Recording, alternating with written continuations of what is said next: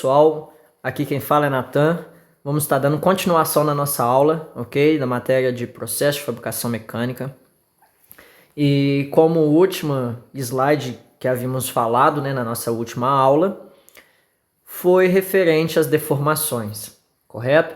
Então vamos dar uma relembrada aqui para ficar bem claro isso, pois é de extrema valia, de extrema importância, ok? Qualquer dúvida podem estar me mandando. Então, olha só, para tipo de deformações, existe a deformação, né, elástica e a plástica, como já havia falado.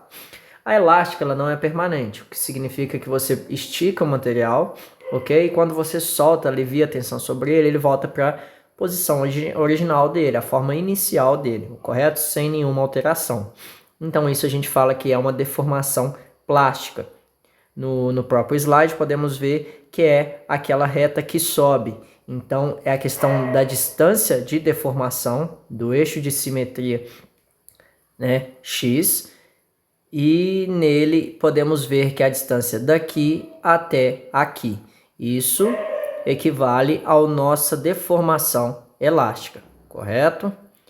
Estaremos passando então para o slide que agora é a deformação plástica, aonde essa deformação é permanente.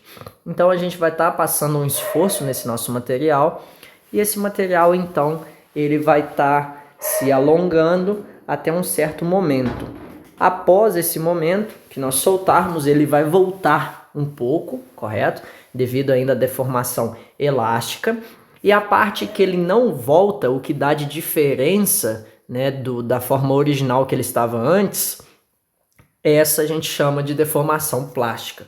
Mostrando no slide, ele vai estar no eixo de simetria X, né?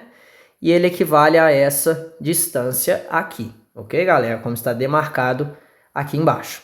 Então, isso equivale para nós à deformação plástica, correto? Na deformação plástica, ela é permanente e na deformação elástica, ela não é permanente. Falamos do limite elástico, né, que é o ponto mais alto da deformação elástica, que seria o nosso ponto A, demonstrado por esse tracejado aqui, ok? Daqui até aqui, nós falamos que ele está na fase elástica, e daqui até aqui, ele está na fase plástica, ok? Então, o material tem essas propriedades dele. E o limite elástico é o ponto mais alto, né, da nossa deformação elástica, correto? Escoamento. Agora, pessoal, vamos estar dando sequência à nossa aula, ok? Então, escoamento. Terminada a fase elástica, tem início a fase plástica, na qual ocorre uma deformação permanente do material, mesmo que se retire a força de tração, né? No caso, a tensão que estamos utilizando na peça para estar deformando ela, ok? No início da fase plástica, ocorre um fenômeno chamado escoamento. O escoamento caracteriza-se por uma deformação permanente no material, sem que haja aumento de carga, mas com um aumento de velocidade de deformação.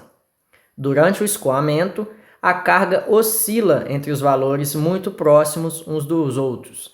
Então, pessoal, o escoamento ele já é na parte da fase plástica, ok? A questão, essa propriedade de escoamento, ela vai estar vinculada à deformação permanente, ou ainda, né, dentro da fase plástica, ok? Que ocorre após a fase elástica.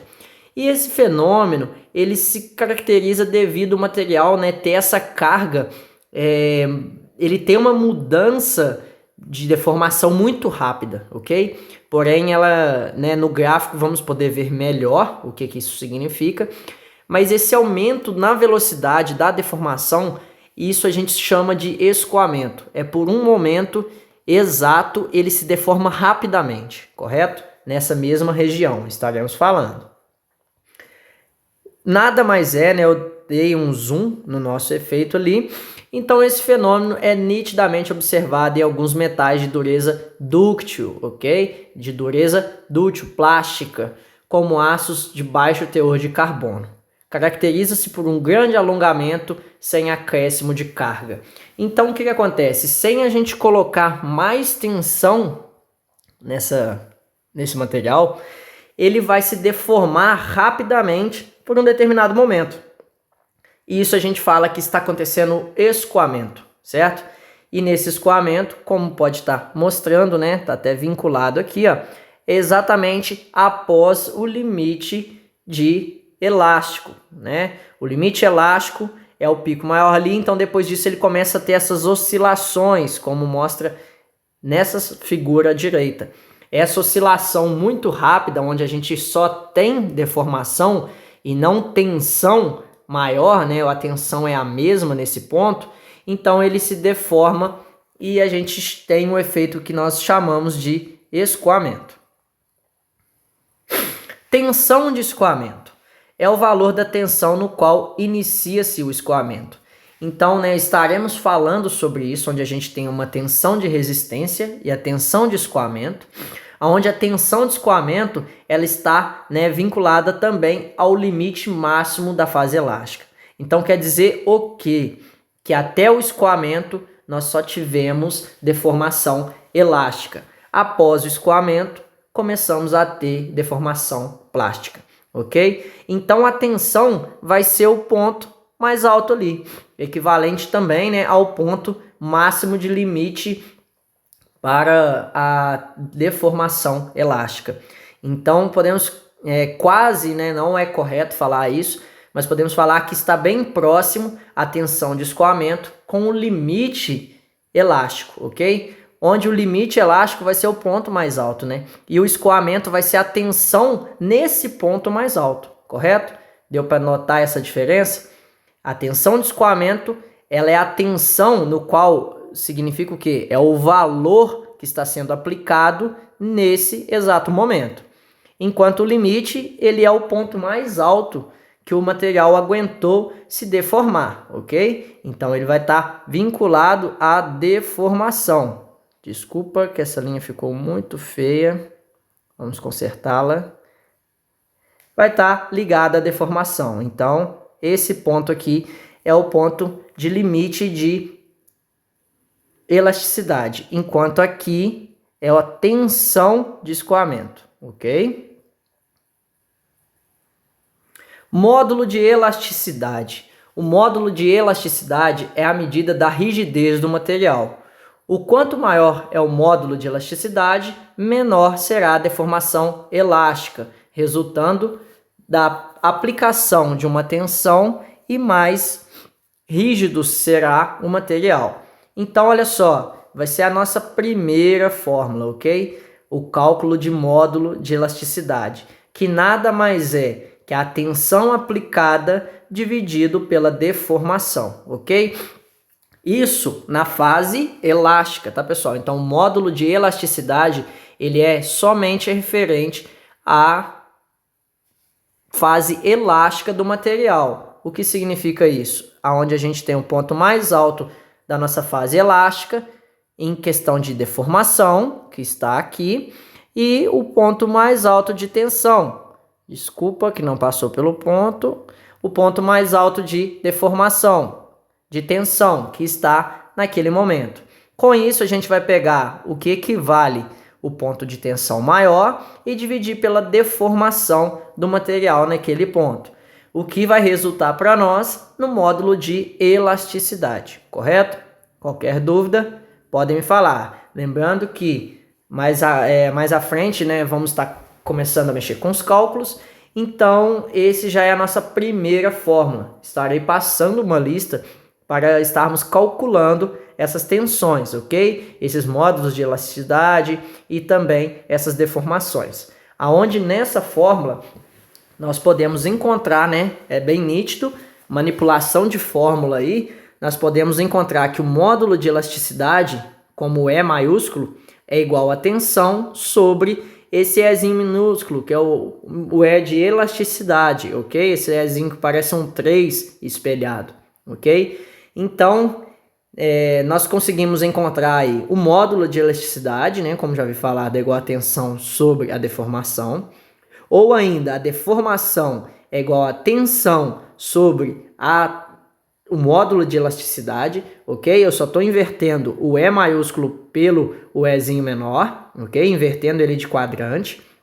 Então, nós temos que deformação é igual a tensão sobre o módulo de elasticidade, ou ainda nós temos o que? Tensão é igual a módulo de elasticidade vezes a deformação. Então, eu vou pegar a minha deformação, que está circulado ali com a cor vermelha, e vou multiplicar pelo módulo de elasticidade. Então, com isso, nós conseguimos encontrar as 3 incógnitas, certo? Qualquer dúvida, pessoal, pode estar me mandando, não esqueça. Ensaio de tração. O espectro do corpo de prova ensaiado. Pessoal, quando o nosso material ele está submetido a um ensaio de tração, ele vai se romper, ok? Ele vai se arrebentar.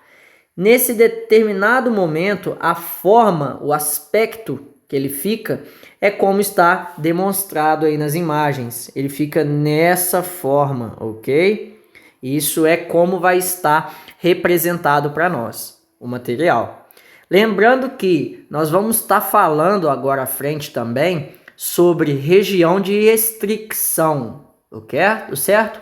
Então, região de restrição nada mais é que o empescoçamento do material. Isso é resultante de um ensaio de tração, ok? E o material, quando ele entra nessa fase de restrição, o material ele vai se romper nessa região. Nada mais é que isso aqui. Essa região de restrição é quando nós temos um diâmetro maior e num determinado ponto do material ele diminui drasticamente o seu diâmetro, correto? O que a gente é popularmente conhecido como região de restrição. Popularmente não, desculpa, isso é o nome técnico, região de restrição. Popularmente conhecido como empescoçamento, onde o material ele cria um pescoço.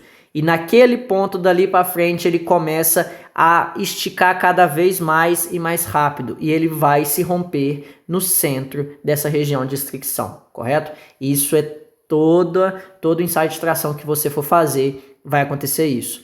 Em alguns casos é mais notório, né, em aços de baixa dureza, de baixa teor de carbono, é mais notável nós estarmos vendo isso de forma mais nítida, essa região de restrição, ok? Como podemos ver, o material ele vem nesse diâmetro, ele faz isso e volta. Então, nesse exato ponto aqui é onde temos a nossa região de restrição.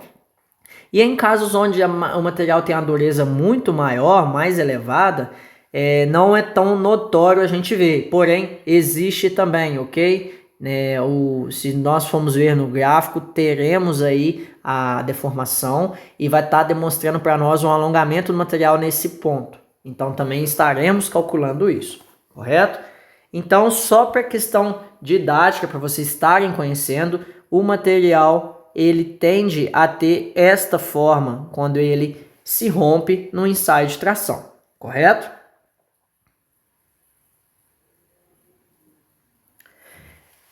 Falando agora sobre a tensão de resistência, ok? Essa é a intenção nossa do ensaio, é saber qual é a resistência desse material, né? Qual é a tensão máxima que esse material aguentou, correto?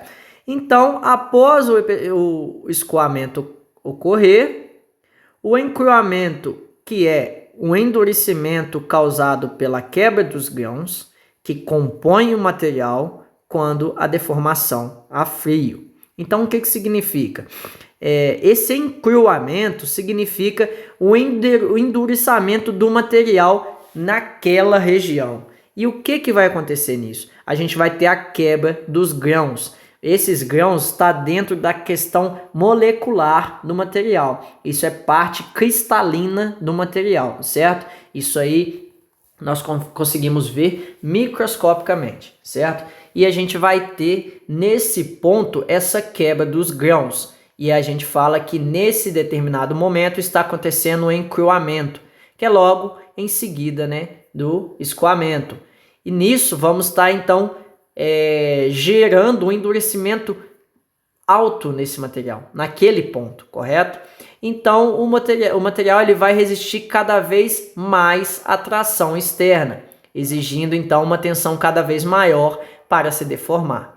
Nessa fase, a tensão recomeça a subir até atingir um valor máximo num ponto chamado limite de resistência. Então, pessoal, vamos marcar aqui.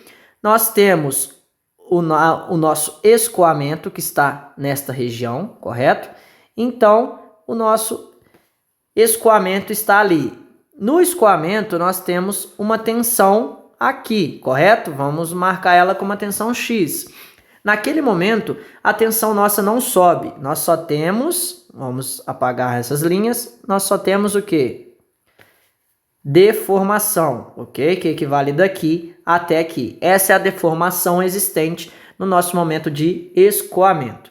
Então, nós não temos elevação de tensão, correto? A nossa tensão, ela mantém-se. Ela oscila, mas porém de forma muito pequena. Isso não tem muito importância nesse resultado, certo? Porque a nossa tensão vai continuar a mesma por um determinado momento. O que vai mudar, né, que vai ser de forma notória, vai ser a nossa deformação, que está aqui embaixo, ok? Após acontecer, então, esse escoamento que está nessa região, nós começamos a elevar novamente a curva da nossa tensão, ok? Então, o material ele vai se deformando e elevando a curva. Então, equivale o quê? Nós vamos subindo por determinados graus essa tensão. E, de acordo que ele vai subindo, ele também vai aumentando a sua deformação. Chega num certo ponto onde vamos subir no limite máximo, ok? No pico maior que a gente está chamando como B, que é a parte mais alta dessa curva, ok? Que vamos tentar acertar ela aqui, é bem nesta região, onde está demarcada com a letra B.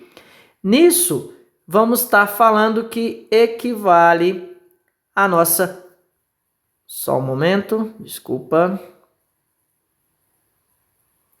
Aonde a gente tem o limite de tensão do material. Então, o limite de tensão do material é o ponto mais alto de tensão que nós temos no nosso gráfico, demarcado como a letra B, correto? Então, ele equivale aí à tensão maior que esse material vai aguentar, ok? Nele, a gente está avaliando a tensão, ok? Não a deformação. Então, a tensão máxima é a nossa tensão de resistência do material. Foi o máximo que ele aguentou resistir. Correto, pessoal? Esse foi o nosso ponto de maior aplicação de força e foi o máximo, foi o limite que esse material aguentou antes de acontecer, né? O que vai acontecer, que a gente chama de tensão de ruptura, ok? Continuando a tensão, chega-se à ruptura do material, que ocorre num ponto de limite de ruptura, que é o nosso ponto C. Note que a tensão no limite de ruptura é menor que a tensão que o limite de resistência. Devido à diminuição da área ocorre no corpo de prova depois que atinge a carga máxima. Pessoal, quando ele chega nesse ponto de maior tensão, né, que chamamos de B, ela começa a tensão a cair, devido ao material começar a se alongar de maior velocidade. Com isso, o material ele vai se romper naquele instante. Então, a partir do limite máximo de resistência desse material, a gente vai cair para um limite máximo de ruptura. Então, o que significa para nós que o ponto C, né, nesta altura, nessa tensão X, que é menor que a nossa tensão de resistência, correto? Vou tentar não passar em cima dela, aí. Então, aqui nós temos a tensão máxima de resistência e abaixo nós temos a tensão de ruptura. O que mostra isso para nós? O material, a primeira tensão, a maior, é o máximo que ele aguenta. E a tensão de ruptura foi aonde o material se rompeu, aonde ele arrebentou. Então, nesse ponto X, aonde termina a curva, é aonde está a tensão de ruptura do nosso material. Ele se rompeu com aquela tensão ali, correto?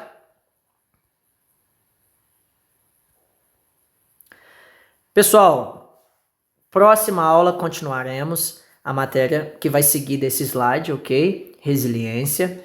É uma palavra muito utilizada hoje em dia, né? Onde a resiliência está, né? Em a gente saber lidar com as situações difíceis que acontecem conosco, né? Todo mundo deve ter um pouco de resiliência, né? Alguns têm mais, outros menos. Então a gente tem que saber lidar com as dificuldades que passamos e tudo, lidar de forma boa, correto? Então a resiliência vai estar fazendo isso. Só que nós temos a resiliência técnica no nosso material também e vamos estar falando dela na próxima aula. Agradeço a todos pela atenção. Qualquer dúvida podem estar me chamando, ok? Vai ser um imenso prazer estar respondendo a todos. E até a próxima aula.